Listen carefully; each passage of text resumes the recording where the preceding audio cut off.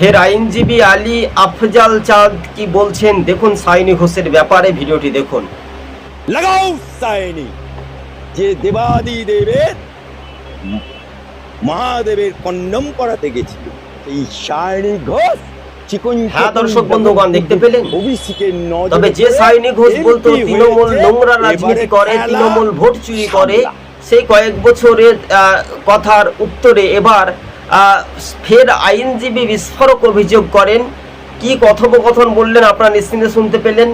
কিন্তু তৃণমূলের একাধিক নেতা নেত্রী জেলে যেতে পারে এমনটাই খবরের ইঙ্গিত আমরা পাচ্ছি। তাই আলী আফজাল চাঁদের যে কথা আমরা বুঝতে পেরেছি ঘটনাস্থলে, সেই ব্যাখ্যা করার পূর্বে তৃণমূলের রাজনৈতিক জীবন কিন্তু এক তাসের মতো ধূলিসাৎ হয়ে যাচ্ছে।